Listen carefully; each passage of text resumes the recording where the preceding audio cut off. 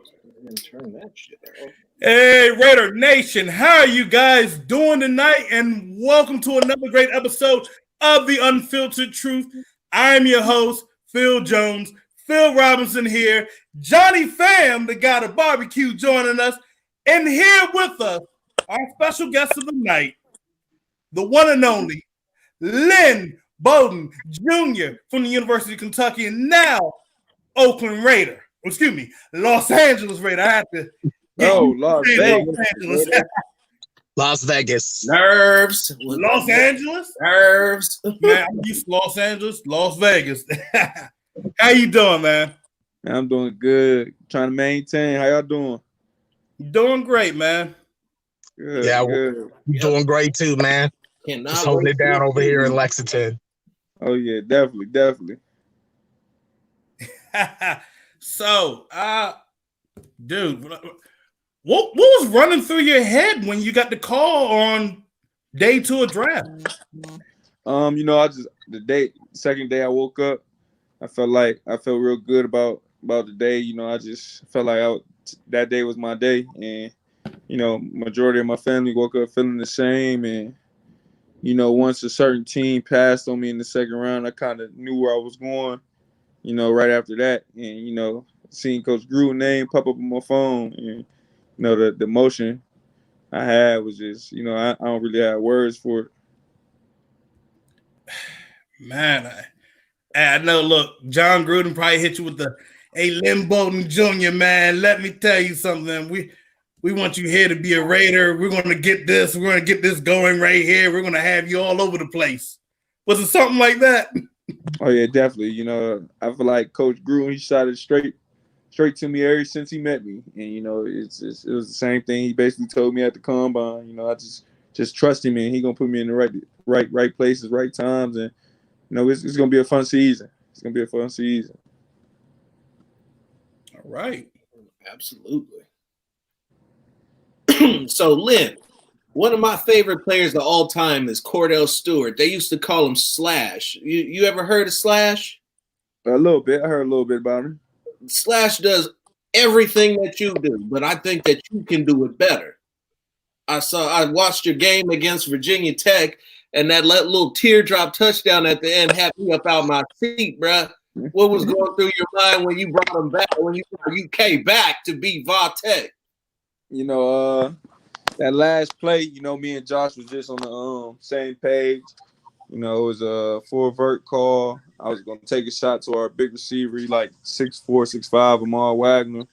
And, to me, I thought Josh was the best receiver on the team, even when I was at receiver as far as route running. And, I checked him to a post, and I knew they were going zero with the two linebackers basically spying me. Mm-hmm. So once I seen him do his thing out there, I laid it out there for him. It had to be a perfect ball at the perfect time, or else it was either a pick or it's gonna be batted down. So. Right. No, oh yeah. Hey Lynn, can you tell all the listeners tuning in today about your time at Kentucky and your growth as a player overall? I mean, what you could do on the field is just phenomenal, but can you, give the listeners a little more insight? I got there a little bit, I was immature, I was ready to play right away. I had to learn, what is seniority. They got to play first, and I had to wait my turn. And at first, I really didn't get that, because I felt like I was just better, and I was ready to play, and I knew how much of an impact I could have just being on the field in general. And I had to learn that. Sat down with Coach Stoops and Coach Merrill. They talked me into not transferring and staying there. Just being level-headed at all times. And throughout my 3 years there, I feel like I handled that adversity very well, and I just became a man. Excellent. Real man, definitely. So right now, I know a lot is on your plate with the whole virtual classroom program going for the Raiders. How is that? How's that going for you? I mean, I ain't gonna say it's hard, but it's like hard because I'm really more of a in-person learner. So it's like I mean, this is what I got to deal with. There's nothing I really could do about it. So I gotta learn how to adapt to new things and just play the game how it's supposed to be played and just be ready for any given moment for this thing to open back up. So is it kind of like John Gruden and Mike Mayock give you guys like certain kind of tests to like just go over and whatnot? Yeah, I can't, I was told I really can't be putting too much out, but it goes something like that, some of the coaches and all that, they give us the basic things that they can, that the NFL allow us to do and look at, and we just go from there. All right, excellent. Phil, we can't hear you.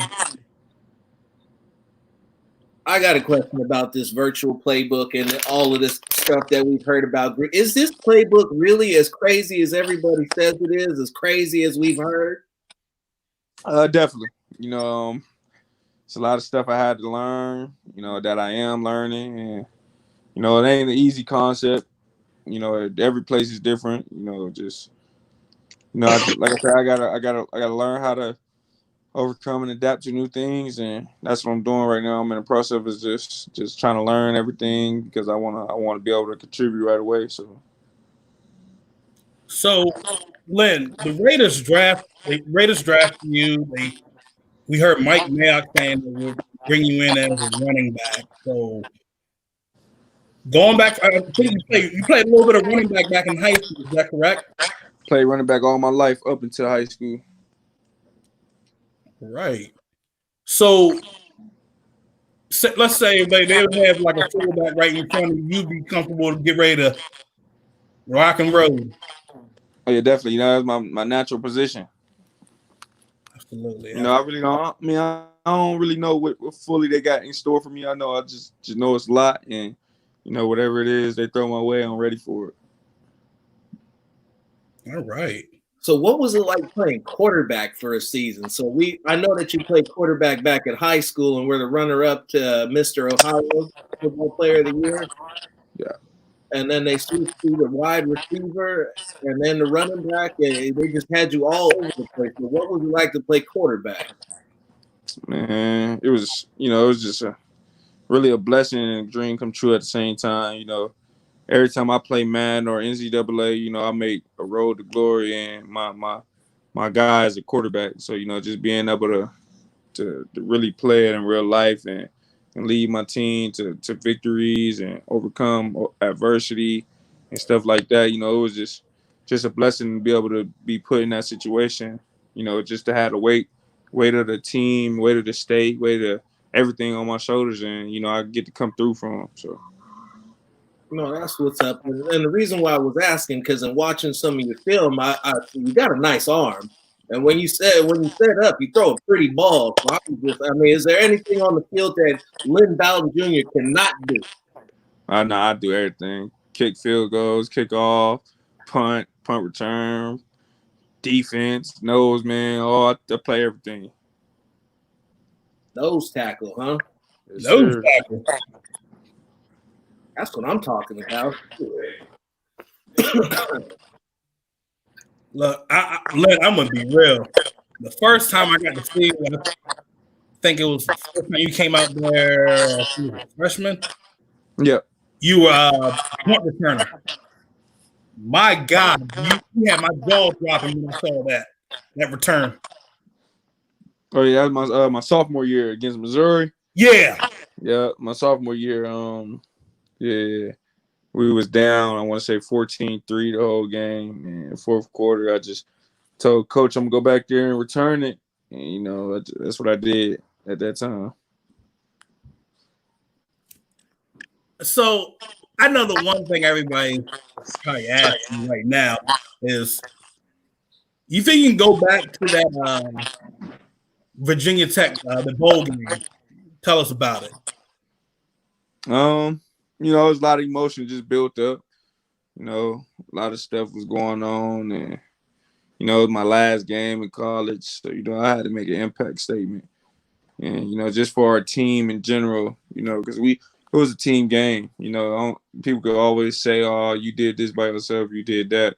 It's always a team game. I always won. We always won as a team. Even if somebody outshined the other person, we always did things together.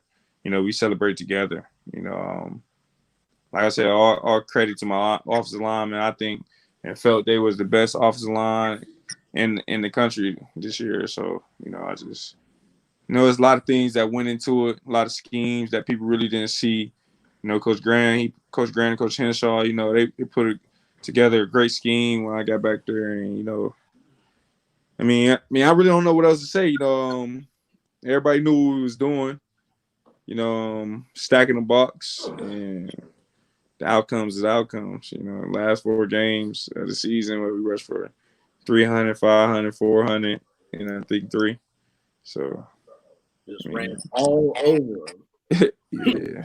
All over. No, that read option is something to watch. And like you said, with that NCAA, any real baller knows you got to be the quarterback, because the quarterback's the only one that touches the ball on every play. Definitely. I don't know about you, but I can't get a ball up, especially when I'm playing on the sticks. I got to do it all.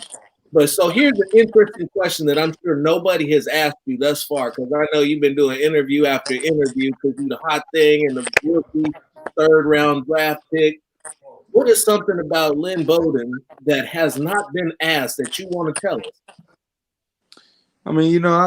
They basically hit what I just want to be known. They always ask me what type of player they get, what type of player am I. I'm just a hard-nosed Northeast Ohio guy. Come from Youngstown, come from nothing, and just making my way up. Trying to put on for my state, my city. To show these young guys here that there's always open doors through the darkness, and there's always a light shining at the end of the tunnel. And I got the heart of a lion. I ain't the biggest, I ain't the fastest, but when I'm out there, it's gonna look like it. Right. Absolutely, man. Lynn, I know that's one thing Raider Nation wants to hear. What does it mean? What does being a Raider mean to you right now? Man, it's like, I feel like I still ain't soaked it up enough. It's like it's hitting me day by day, little by little, and it's like what better place for me to go. That's the best place for me to fit in at the black hole. And my favorite 2 colors is red and black. So I just that gray and black gonna look real good on me. Yeah, boy, real nice. You don't know nothing about a favorite cover until you put on that silver. And mix it with that black, and you get that black hole brewing, and you see all them in the black hole going nuts when you score. I swear. Come in. Are you a Lambo leaper or are you a dancer? You said one more time? I said, are you a Lambo leaper or a dancer? Neither one. If it ain't football, I'm spending time with the kid or playing the game. I'm in the end zone, but I feel you on that. Yes, sir. Absolutely, man. Hey, but Lynn, what you do on that field, man, it's electrifying. Right. Appreciate that. Hey, but hey, Lynn, I know you got to get back to doing a little bit more of what John Gruden has you doing. We're going to get ready to let you go. I appreciate your time. Appreciate you. Yeah, I appreciate you guys. I was just looking at my son. He just walked in. I take mine out the room to make sure that he didn't interrupt. Yeah. So I appreciate y'all for having me on, man. I really do, man. Go Raider Nation. Y'all getting the best thing that was in the draft. So let's do it. I believe it to the fullest. No doubt. Let's do it. Take care of yourself, Lynn. Appreciate you, brother. I appreciate y'all. Thanks. All right, Raider Nation. That was Lynn Bowden Jr. Joker / the man can do it all. Do it all. Nose tackle, kicker, punter. Ain't nothing he can't do on the football field. Let me tell you something. that is what you want to hear coming out of any draft pick. That is exactly what you want to hear. Humility, honesty, confidence, and and knowing what he doesn't know and knowing what he needs to get better at. No, absolutely. And Lynn is that was beautiful. I couldn't have asked for more. One thing he did say, Phil, and I know a lot of people been running around saying that, how is Lynn Bowden Jr. going to be at running back? He can play behind a fullback. He said, I played running back basically all my life, and then I switched to wide receiver. Yeah, and that's, like I said, his versatility right now is, coming into this draft, it was unmatched. Nobody measured up to the things that Lynn Bowden could do, period. Him being a slash player, versatile player, whatever you want to call him, a major chess piece. Either which way it goes, I expect him to come out there for the Raiders and do the same thing he did at a high level for University of Kentucky. And that's just run the ball and score, man. Get it cracking. No, absolutely. And see, the other thing about it, and I've noticed he put on a little bit of weight, so he's probably running about 205 right now. And you got another back sitting about 5'11", 6 feet. Mm-hmm. And I'm going to tell you something. Lynn Bowden is not a patty cake person. No, Lynn Bowden's I'm a bust you in your mouth kind of running back. And he's not a little dude. I mean, no, absolutely not. He's a hard-nosed runner, and he's a bully. Oh, yeah, he's definitely not scared of contact or anything, man. And he's fast. And more importantly, as a spell running back, or not even a spell running back, but as a complement to Josh Jacobs, hell, if you even put him in the backfield at the same time, defenses are going to have a problem. Either one of them can run the football. Either one of them can catch a pass out of the backfield. And Lynn Bowden is a bigger threat to take it the distance from outside of 50 yards than Josh Jacobs is. Yeah, I think more so with Lynn, Lynn making his presence felt, out there on the field. If they line him up, especially out in the backfield a lot more often, it's no secret, man. Teams are going to be keying in on Ruggs. So with that being said, if Bowden's out there imposing his will, and he's lined up out of the backfield, most likely linebackers are going to have to cover him. That's a mismatch from hell. If teams can't figure it out sooner or later, they're going to have to single everybody up. And it's just a fact. Yeah. And especially a guy like him running a 4.38, motion him out wide, have him in the slot or have him outside wide, and just boom, just get it done. And that can happen any play. Now, we said it. There's been time. Carr will he'll kill a play. He'll audible out of it. So literally right there, having Lynn Bowden out there. So I wouldn't be shocked. We're going to go back and see more pistol formation where you have it'll probably be diamond set. If I'm right, it was the diamond set pistol formation where you're going to have running back right here, running back right here, running back in the back, and the quarterback up front. So usually it's the fullback on either the left-hand side or the right-hand side. And once that ends up happening, it's either way. Derek Carr has options right there. And because you're already going to have your tight end, you're going to have Waller, and you're going to have Witten or Foster Moreau. And then you know what? You're going to have Ruggs out wide. So there are so many options that, like I said, we come back to this whole thing of there's no excuse. Yeah, the full house set. That's right. Mm-hmm. Old school. Back when I was playing, we called it the diamond set. But yeah, full house set. Yeah. Inverted wishbone. It goes by a lot of names, but I'm trying to run the wedge. But he's trying to hurt somebody. I mean, let's be real. When you got a guy, a wildcat quarterback, a read option quarterback, a lifelong running back, runner up to Mr. Ohio football, which is a huge honor. Charles Woodson actually won that honor. And so you look at the things that he can do, the versatility, and it just leaps out at you as the possibilities are endless. And with what the Raiders have added, it goes back to what I've been saying for a couple weeks now, which is they have the personnel to spread teams out, force teams to cover one-on-one and beat them. And that's important today. That is so important today. Matchup football. That matchup football goes hand in hand with complementary football.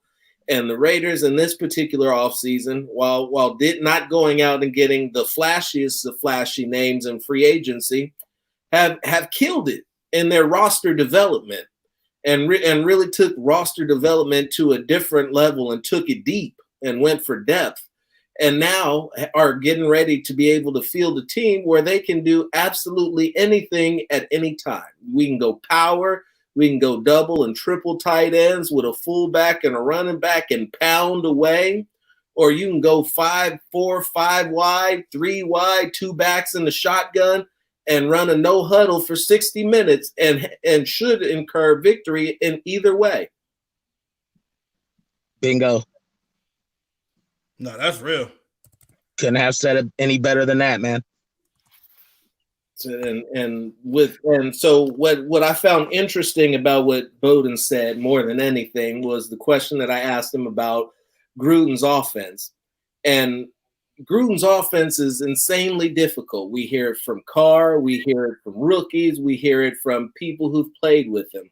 What we have not seen on the field was a complicated offense.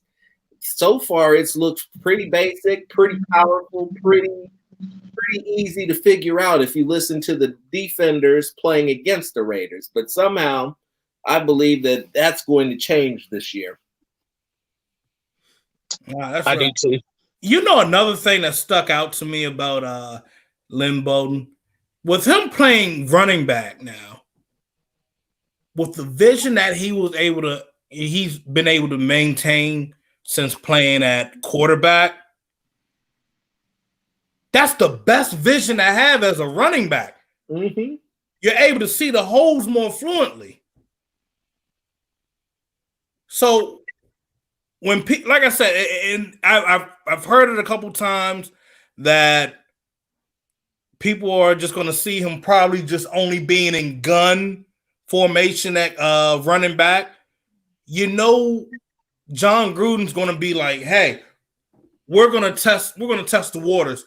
We want to see what more can you do? What more can you offer? And you see the kind of person that Lynn Bowden Jr. is, he's going to deliver. He's going to deliver. He's going to say, hey, what else you need me to do? You want me to play behind the fullback? Boom, I can do it. You need me to do this? Boom, I can do it. I'm going to tell you this. I'm going to tell you guys this right now. I want you guys to listen loud and clear. Not trying to hurt any feelings. This is just the business of the game. But I would rather have him as my number 2 back behind Josh Jacobs. Y'all can say, they finna to drag you, Phil. I don't care. I would rather have Lynn Bowden Jr. as my number 2 back. I mean, at the end of the day, I'm fine wherever he gets put at, whether it's number 2 back, wherever. The fact of the matter is he could do it all. So I'm not really worried about that. If Gruden, for some reason, needed him to play a couple snaps at quarterback, he'll do it too. He'll get it done. And that's the amazing thing about Lynn Bowden as well, man. He just comes out there. Yeah. And with him being so versatile, he's not worried about playing one particular position. He just wants to be out there. He wants to have fun and at the same time make defenses suffer. And, that's the kind of player, I like a lot right there. Yeah. No, absolutely. The type of guy that's in the nightmares. And see, this is the funny thing about it, because They can say Wildcat all they want, but if it really with Lynn Bowden, you can be like, all right, let's audible. You go out wide. I'm coming in at quarter. I'm coming in the quarterback. I can take snaps on the center, or I can take it from the gun, and boom. Okay, I'm gonna hit you with a quick slant. And that's the thing. That's what's going to scare defenses now, because now they had to plan. Shit, is he going to throw it? Is he going to run it? Every defensive coordinator now is in a situation where, damn, now we have a matchup from hell. Like Johnny, like you said, a straight matchup from hell. Because literally right now, if I'm John Gruden, I'm going up against Kansas City. I can freeze those linebackers. I can freeze the edge rushers, however they're going to come in. I can freeze whoever the safety's in the box. Because right here, I'm like, you know what? I have the arm strength. You know, who knows? Maybe he probably is possibly going to be able to work a little bit with the quarterback still. And I believe that is a possibility. The more knowledge you gain, the more work you get, the better you get as a player. So never ignore that and never doubt that scenario of even happening, you guys. But with him being able to do that, the skies is the limit for him. And I'm going to say this. Lynn Bowden going to kill it. He going to kill him dead. He going to kill him dead, Harpo. He going to kill him dead. Yeah, imagine them coming out and gun, and he's in the backfield. They motion him out. They're split out 2 by 2, and then Bowden gets the ball, you know, right from Jump Street, right behind the line of scrimmage, and people are freezing up. And then all of a sudden, you got a one-on-one situation or a wide open Henry Ruggs down the field for a deep bomb. I mean, you know, we could draw this up so many ways, but, you know, one thing remains the same. Lynn Bowden being out there increases, you know, the how potent this offense can be. Yeah. And one of the things that we gloss over as we talk about his physical abilities and his physical traits was what he said how he broke down the play. Lynn Bowden can read a defense. Lynn Bowden can read a defense and audible and adjust the routes accordingly to make sure that he puts his receivers in the best position to succeed. And like Johnny just said, what that can do on an offense, especially when you deploy it in a non-traditional role, is going to fuck up a lot of teams. Yeah.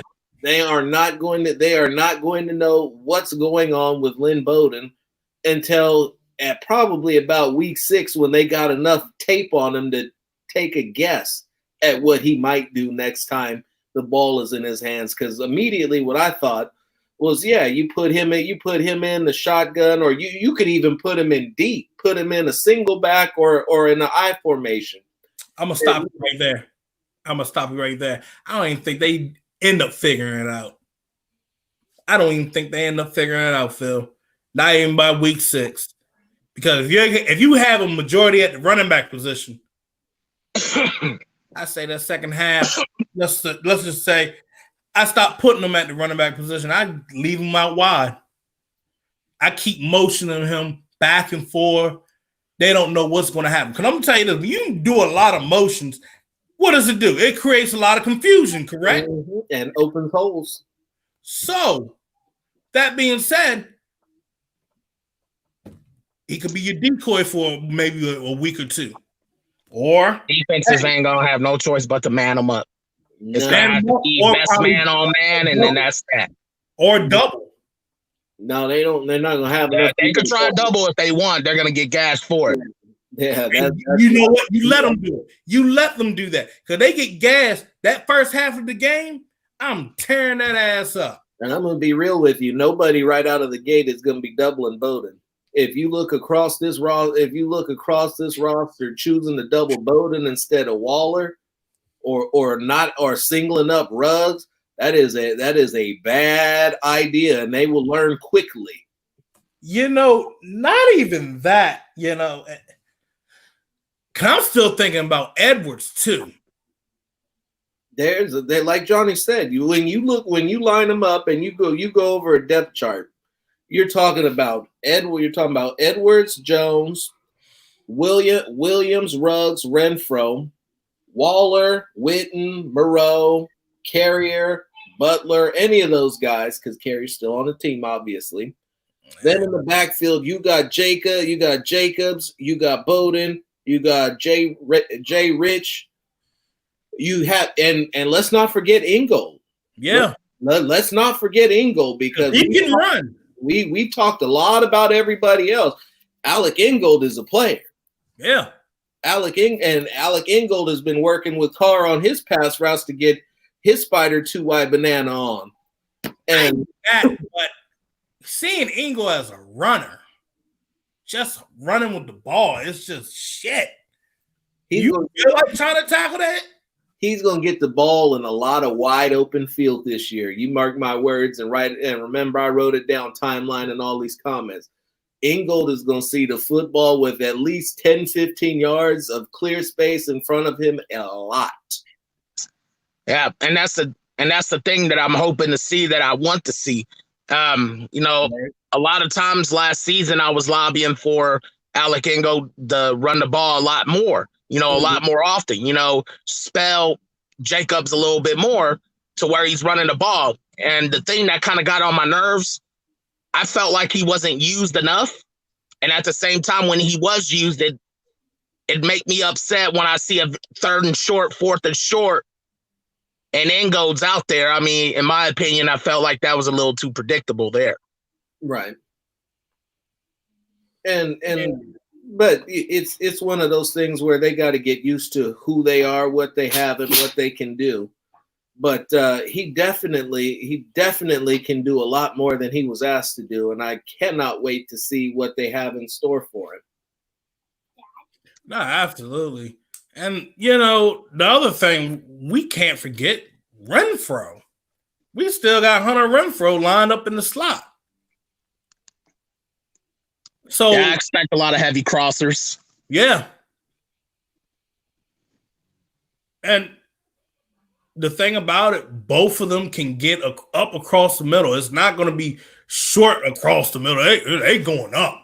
They're going to go upfield. They're going to get there. I'm saying this right now. These receivers, the running backs, the tight ends, everybody, they're going to eat. Oh yeah, they're going to eat. Like there's no doubt about it. Like I said, like we've all said before, it comes down to Derek Carr throwing it deep, a lot more than what we've seen in the past couple of seasons. It doesn't just come down to Derek Carr, because I've written an article and I've said in my article, this offense is idiot proof. Nobody should be able to screw this offense up. And if you can, then you need to go. Whether it's Derek Carr, whether it's Mariota, whether it's Deshaun Kaiser, whether it's Nathan Peterman. You can hand the ball off, you can throw check downs, or you can chuck it deep, and then the middle of the field should be wide open because you've got tight ends galore. You can take a heavy package and suddenly be 5 spread and have mismatches all over the field, much less throw in all your wide receivers and go with empty sets. There is way too many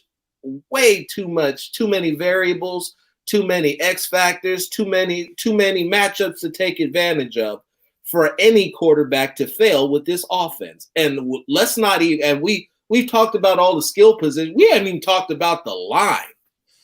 That line is going to be fully healthy, ready to go. Most definitely. And, at the end of the day, this goes back to me talking about Derek Carr and everything.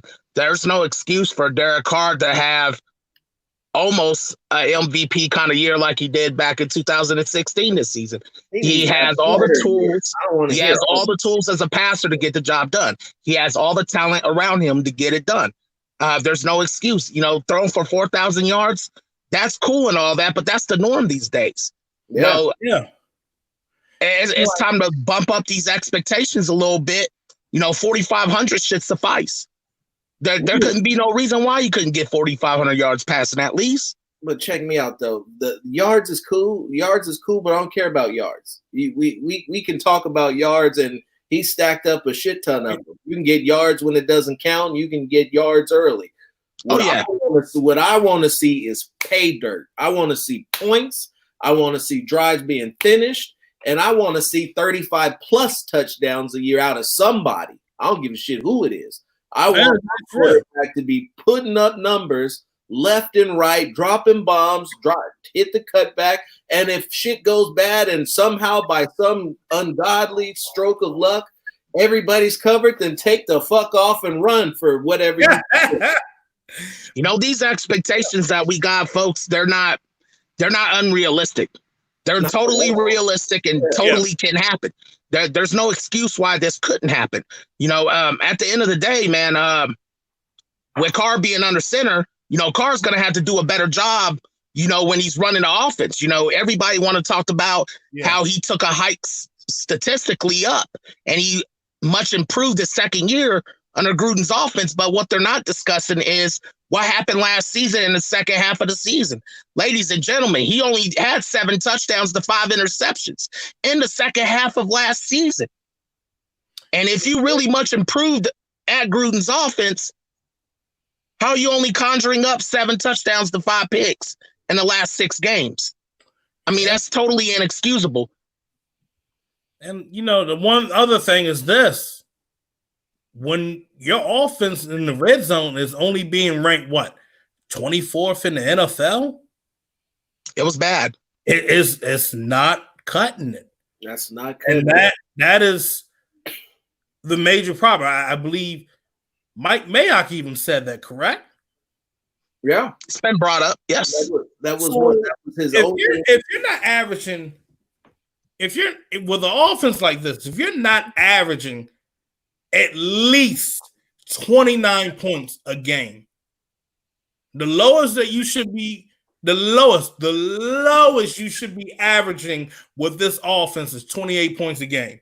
And if you're not doing that, we got a problem. We have a major problem. We need another guy.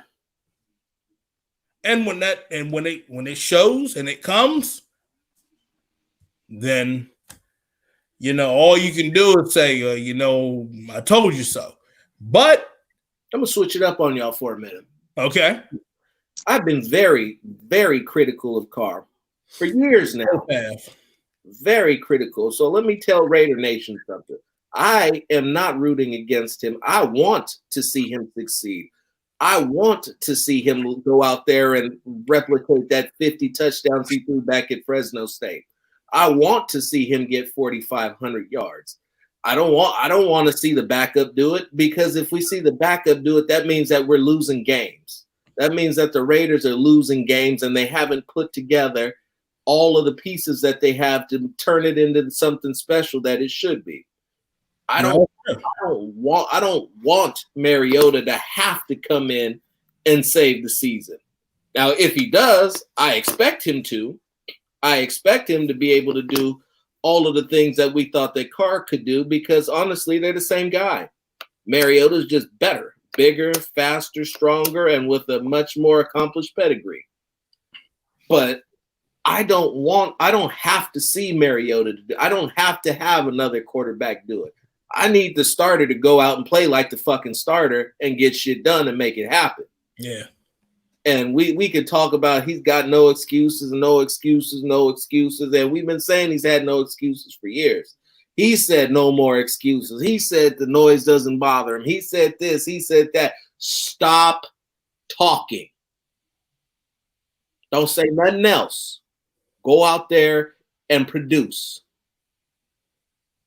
Exactly.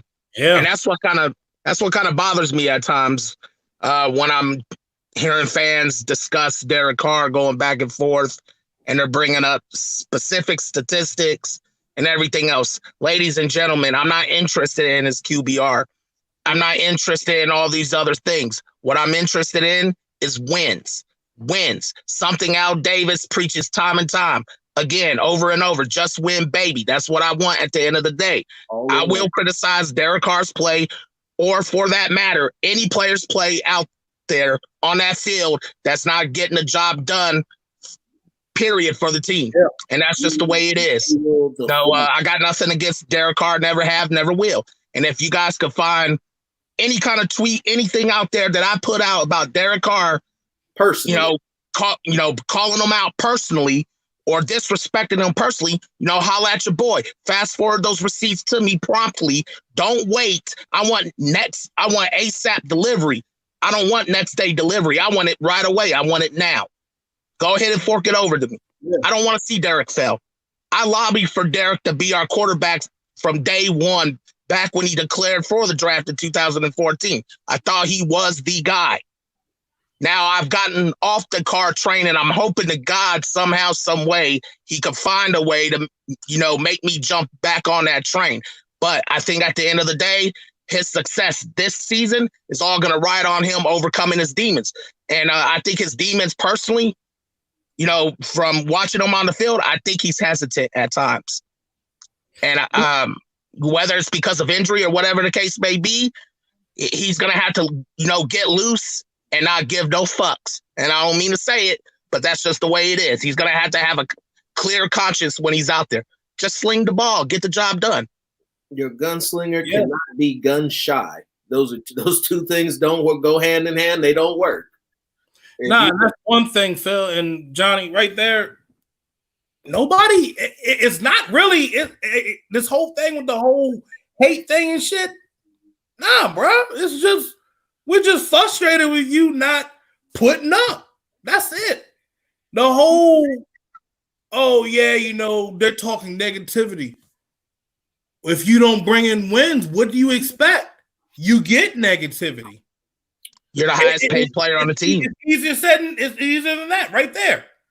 If you're not producing, you get negativity. You get boos. Raider fans have been dealing with this since what? Let's see. Let's go down 2003, 2004, 05, 06, 07, 08, 09, 10, 11, 12, 13, 14. We're in the Derek Carr year. 15, okay, looking a little well. 16, oh, wow. Yes. Wow. 17, we go back to ass. 18, we look like ass again. 19, we thought there was some hope, but then it went to ass down in the end. That's the thing. When you're seeing so many losses, so many, it mentally crushes your soul. It just crushes you. So the fact of the matter is right here, Derek Carr, if you got a problem with me, you know where I'm at. You come talk to me. At Phil Jones, NFL. You can come talk to me. My DMs are open. You want to talk on the show? Call and we can air. Come talk to us. Because right here, we need to figure out what's going on. What's going on? What are you going to do? Because I'm telling you this, we keep hearing, like you said, Phil, like you said, Johnny, look, we were big fans for you when you got drafted. I defended you. I know, Kid Santee that would always be saying I was throwing over Derek Carr. Man, I'd be wasting hours defending Derek Carr. So before you think people hate you, know the facts. People have been defending you for years. Yeah. People have been standing up for you for years. Yep. When you least expect. And I'm going to say this right now. I'm going to just block you. Nah, bro. Embrace criticism. Embrace it. If you can't embrace it, then how can you face adversity in front of you? How can you get over that hump as a quarterback going in year 7? How can you get over that? Blocking ain't going to help. You can't run away from that problem because that's what it technically is. It's still a problem, even if it's petty or not. You can't keep running away from your problems. You face it head on, you get the damn job done. That's all it is. That's all it is. Ain't nobody coming at you trying to hurt you and all. Nobody wants you. Look, we just want you to do good. That's it. I just have a personal request for me. Can we just stop the I love yous and all that happy talk in mid play? Can we save that for the end of the game? I mean, we can hug the other team at the end of the game after you stomp the shit out of them. We can dap them up. We can hug them, ask them about the family, tell them we kicked your ass after we kicked your ass. All right. That's my personal. That's my only ask. I mean, that's it. That's all I got to say. But Derek, if you feel like you got a problem with folks, I mean, it looks all pretty and nice when you're talking with Vic. You're talking with everybody from the Athletic and whatnot. I know you can see this. I know your brothers can see it. How about this? Message me tomorrow morning and we'll get something set up where we all can talk. We can clear the air. Let's clear the air, Derek. Let's get this straightened out, bro. Because we want to see the best out of you. We want nothing but the best for you. And more importantly, we want to get it right. If somebody has been unfair to you and dumped on you and anointed things your fault when it wasn't, let's get it squared up. I don't want to be out here trumping up the wrong stuff and yelling and screaming for your head if it's not on you. Yeah. Shoot. Hey, bro, you know what? I put it like this. Even better. Hey, Derek Carr, if you are listening to this, which probably someone's listening for him. And somebody will tell you that we're talking about you. Hey, let's have a film breakdown session. We got Zoom. I can hook it up. And this time I don't want to have to pay for it because the last one. No. I already got it set up. Yeah. Well, we ain't getting clicked out for every 40 minutes, but I got it set up, you guys. So, hey, hit us up. At Phil Robinson. Right here on the screen. At Phil Jones NFL. You know, when it comes down to it, at the end of the day, man, Instagram. This is what I want, right? And it's pretty much simple. You know, when he comes out there on the field, I want him to set the tone. You know, I want him to do exactly what I would do to these kids on Warzone. I go out there. When I grind out on Warzone, I play with a lot of violence, speed, and momentum. And I don't give none of those kids out there any breaks. Or a chance. You know, I push the pedal to the metal, and I keep my hands around their necks, and I get the job done. Hey, Derek, what's Derek, that? DC, I want you to do the same. I want you to impose your will. I want to see that ruthless aggression from you. I want to see that killer mentality. It needs to come out. I want you to put your hands around these guys' necks out there on the field, and I want you to let it go. Let it go. Score us touchdowns. Get us wins. Celebrate victory with the crowd. Get wild.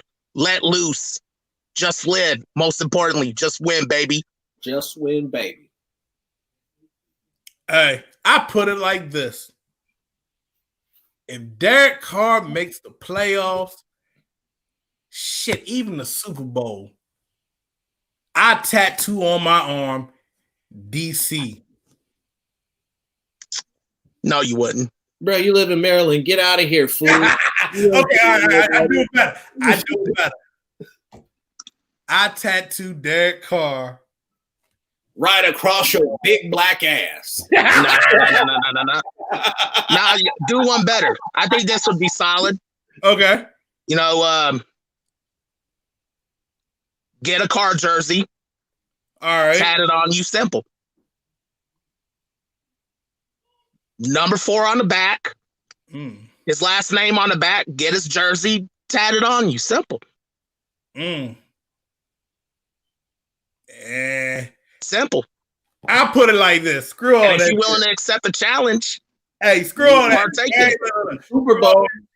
for the Super Bowl, he gets that "In Derek I Trust" right here.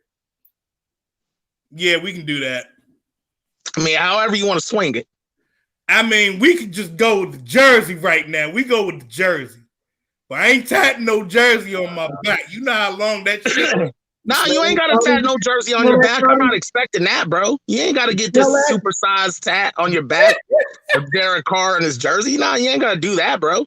Just get his jersey like tatted on your arm or something, bro. It's simple. Or your forearm. I don't know. Oh, that shit. I'm just thinking out loud here, man. Yeah. I'm trying to think outside the box a little bit. Oh, I thought you meant like a whole big ass tat on. Oh shit. All right. Nah, hell no. I didn't mean by that, brother. A jersey tattoo. Right. That'd be a little extreme. So we can't do negative lighting on Phil. It wouldn't look like. Right here, you know, we gonna do 3D. DC4. All right. We'll do that on my arm. Yeah, it doesn't matter. Now I got to tell my grandchildren, be like, what's DC4? Well, long time. A story about your grandpappy's red. And just to give you guys and all the listeners an idea of something real quick, DC, I'm sure attention is going to be brought to DC about the pod tonight. Yeah. And here's my thing saying, DC, I know you spoke with Pat Kerwin and Jim Miller, and those are two good friends of mine. And those guys are awesome guys, and they know their shit when it comes to football. And I'm here to tell you this. With everything that's happened, you know, Jim and Pat were so surprised to hear me say that I didn't want you as our quarterback anymore, that I wanted to move on. That I felt like it was time to move on because I felt like you've had more than enough opportunity to oppose your will as our starting quarterback, as our franchise quarterback, as the guy that was going to guide us back to the promised land. They were so surprised and so shocked to hear me say that when I talked to them. I just want to throw that little tidbit out there for you. I wish nothing but the best for you, and I hope you're able to rise through this, especially through these turbulent times, because, you know, Raider Nation is a mess right now. Let's face facts. It's a mess. The fan base is torn, and it's torn because, well, your name. Let's be frank. Let's be honest.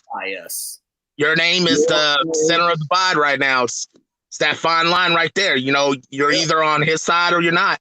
You're a car stan or a car hater, or what's the other lame terminology these kids are using? Kardashian, or whatever. Kardashian. Like really, kids? That's what you're coming up with today? Kardashians? I don't know. It's weird. It's weird. I think it came from the weird fella that wears the shoulder pads. It's not just him. There's various guys out there, plenty of people that's using that term, Kardashian. Like I said, you know, and you know, people gotta learn the fine line between criticism and hate. Yeah. Like when I discuss Derek Carr and his faults and everything, that's criticism. That's not hate. Because I don't hate Derek Carr the person. I don't hate Derek Carr the person. From what I've seen, he's a good ambassador, period. Good ambassador for the people. You know, he's a family man. Yeah. He loves his kids. You know, he gives back to his community. He does what he's supposed to do as a man. And for that, I respect him and I got love for him. But out there on the field, well, your boy's got question marks. And I'm hoping that Derek Carr this year delivers the exclamation point. And just get the job done. No, that's real. Get the job done. And like you said, and I've said it before, I don't hate you as a person, Derek Carr. Nobody really hates you as a person. Bro, the work you and your brother do, the humanitarian work you guys do in Haiti, bro, mad respect. I looked and did research and watched what you guys were doing, how much you guys were giving back, and I love it. What you do at the pulpit, preaching the word of God, I love it. Being a family man, dunking on your kids, teaching them like, hey, you got to man up on defense. Right. We love it early. We love it. Oh, you got to earn everything. I don't know. It comes down to you being on the field, Derek. it's been so many times where it's like, yo, what's going on? And that's the thing that's got to end. Everything else, we love it. But what you're doing on the field come this year, it's got to be on that level with what you're putting out there. Now, I ain't saying put God ahead of football. I damn sure not. I'm saying everything that you keep it up here. On the field, I need you to keep it up here. Not here, but here. God, that's all the way at the top. That's beyond. But the fact of the matter is, we need you to deliver. That's it. Yeah. And then one more thing I need to say real quick, and this ain't got nothing to do with DC, but I just want to say to my guys, my comrades, my partners, my homies, Phil Jones and Phil Robinson. Gentlemen, I appreciate the time and everything.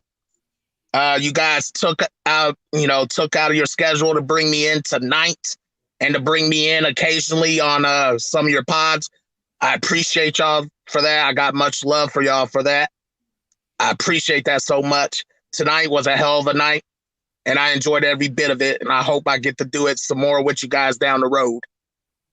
Absolutely, man. Hey, man, I knew we having Lynn Bowden Jr. on here. I know you've been like, say what? You say can't? what? You can't? What? And that's the thing about it, too. Yo, that's the thing about it, bro. It's no secret, man, if everybody's been paying attention. That's one of the guys I pounded the table for in terms of draft. Last year, I didn't get my wish in a draft. Y'all know who my pick was for last year that I wanted in a draft. But I'm not going to say his name, but let it be known he's a University of Kentucky Wildcat. And a Jaguar. With that being said, Bowden was the guy that I was pounding the table for over and over. Shout out to Lynn. I was glad I got to able to, talk to him briefly. It's just one question. That's all I wanted. I just wanted one question. I want to see how he's grown out there on the field and off the field as well. I feel like it's important to dive deep in, and try to get, a player, their state of mind. You know what I'm saying? I'm trying to know, what they're all about. You know what I'm saying? And I'm glad he was able to answer that today on this show. No, that was real. And he kept it real. And I think that's what a lot of folks in the media or, just in the fan base, you want to look for in a player. Look how real they are. And they're not just like anybody. They're just like us, It's just, they're just playing the sport, You had his job. Yeah. Let's be that was my dream as a kid. I get to now. My new dream is watching other people live theirs. Yeah, I say more of a study, critique, and we just watching it. I mean, let's be real here. To have this opportunity to be on this level, it's a blessing. Whether you're playing the game, whether you're breaking down the game for people to get a better understanding of it, you can't get mad. Oh, yeah. I enjoy it. I wish I could go back and play, but I've had 3 severe concussions. And I wish every day that I could get on that field. But you know what? It's not happening. I'm blessed that I can remember everything. I'm blessed that I'm able to walk. I'm not paralyzed or anything. But to be able to still be a part of the game, any aspect, whether it's coaching, teaching, breaking down, analyzing with film, or just just talking football, it means a lot. And it's not just that, it's it's more than football. Oh yeah, exactly. I had my chances in the past, and unfortunately, your boy threw them all away. Pride, ego, trouble, hanging out with the homies, doing things that we not supposed to be doing. But I'll keep that.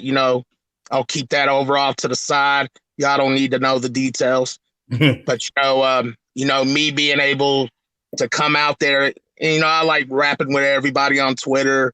Trying to break down things that I see out there, because I'm able to do it consistently when I want. You know what I'm saying? I understand how the game works and how it goes, all the ins and outs, the X's and O's. I know what I know, and it's a good thing. I don't have to be playing the game to not understand the game. I understand the game 100%, and doing this kind of thing right here, love it. Wouldn't have it any other way right now. Don't care if I'm not playing football. It is what it is, but I'm enjoying every bit of this. It's part of the journey right here. Absolutely, man. Absolutely. But hey, we had Lynn freaking Bowden on. We over here getting all deep in the feels and emotional. We had Lynn freaking Bowden, the Joker, the Raiders' new Joker. Oh yeah, yeah, big day.